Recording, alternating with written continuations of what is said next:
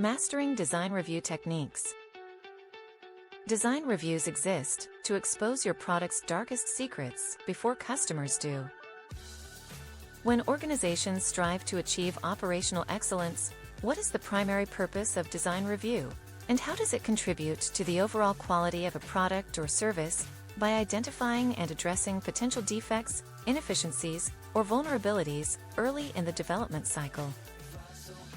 The primary purpose of design review in the pursuit of operational excellence is to systematically evaluate and refine the design of a product, service, or process to ensure it meets the required quality, reliability, and performance standards. Design review is a rigorous, structured, and collaborative process that involves a multidisciplinary team of stakeholders, including designers, engineers, manufacturers, suppliers, and customers, to critically examine and assess the design against anticipated use cases, functional requirements, and performance expectations. The main objective of design review is to identify and address potential defects, inefficiencies, or vulnerabilities early in the development cycle, thereby preventing downstream problems, reducing rework, and minimizing the risk of delivering a subpar product or service to the market. By doing so, design review contributes significantly to the overall quality of a product or service by ensuring that it is safe, reliable, efficient, and meets customer needs and expectations. During the design review process, the team scrutinizes the design from multiple angles, including functional, technical, aesthetic, and environmental perspectives. They assess the design's conformity to industry standards, regulatory requirements, and best practices, as well as its durability, maintainability, and scalability. The team also evaluates the design's impact on the production process, supply chain, and logistics, ensuring that it is optimized for manufacturability, testability, and deliverability. One of the key benefits of design review is that it enables the identification and mitigation of potential defects, failures, or hazards early on, reducing the likelihood of costly rework, repairs, or recalls later on. By catching defects or weaknesses early, the organization can avoid the expenditure of significant resources on redesign, re-engineering, and retesting, which can save time, money, and effort. Furthermore, design review facilitates knowledge sharing, collaboration, and communication among stakeholders, fostering a culture of continuous improvement and learning. It encourages the cross-pollination of ideas, expertise, and experience, leading to more innovative, effective, and efficient design solutions. By bringing together individuals with diverse perspectives and expertise, design review promotes a comprehensive understanding of the design's strengths, weaknesses, opportunities, and threats, enabling the team to make informed decisions and trade-offs. Design review also helps to ensure that the organization's design processes and procedures are aligned with industry-recognized best practices, such as design for manufacturability, design for reliability, and design for sustainability. By adopting a structured design review process, organizations can demonstrate their commitment to quality, reliability, and customer satisfaction, which can lead to enhanced customer loyalty, improved reputation, and increased market share.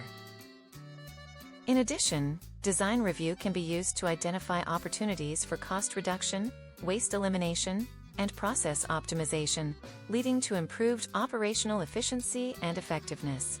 By streamlining the design, organizations can reduce material costs, minimize energy consumption, and lower environmental impacts, contributing to a more sustainable and responsible business model. In conclusion, the primary purpose of design review in the pursuit of operational excellence is to systematically evaluate and refine the design of a product, service, or process to ensure it meets the required quality, reliability, and performance standards. By identifying and addressing potential defects, inefficiencies, or vulnerabilities early in the development cycle, design review contributes significantly to the overall quality of a product or service, reduces the risk of downstream problems, and minimizes the likelihood of costly rework or recalls. The world of design review techniques, where the pursuit of operational excellence is a never-ending quest. I recall a particular case that still resonates with me, a cautionary tale of sorts.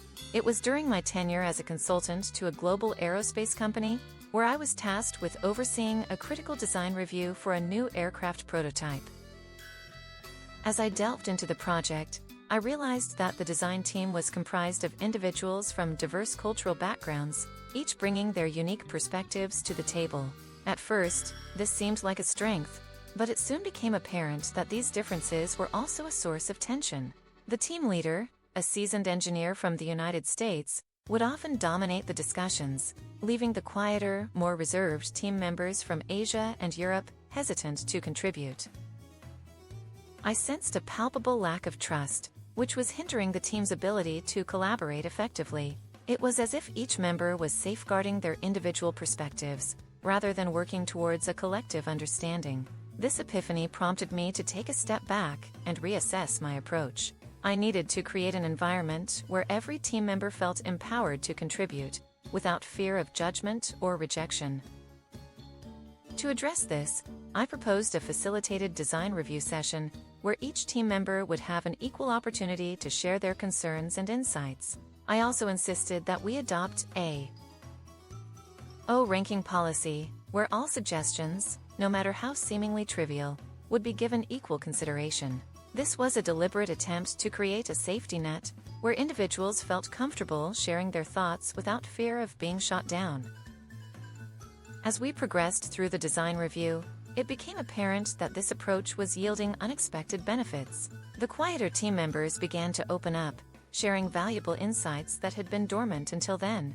The team leader, initially hesitant to relinquish control, began to appreciate the diversity of perspectives, and soon became an active facilitator, encouraging his team members to share their thoughts. This shift in dynamics led to a profound realization. Design review was not merely about identifying defects or inefficiencies, but about harnessing the collective expertise of the team to create a product that was greater than the sum of its parts. By fostering an environment of mutual respect and trust, we were able to identify potential vulnerabilities early on and address them in a collaborative, iterative process. Throughout this process, I was acutely aware of the delicate balance between individual perspectives and collective understanding. It was as if I was conducting a symphony, where each team member was a unique instrument, and my role was to harmonize their contributions to create a cohesive, resonant whole.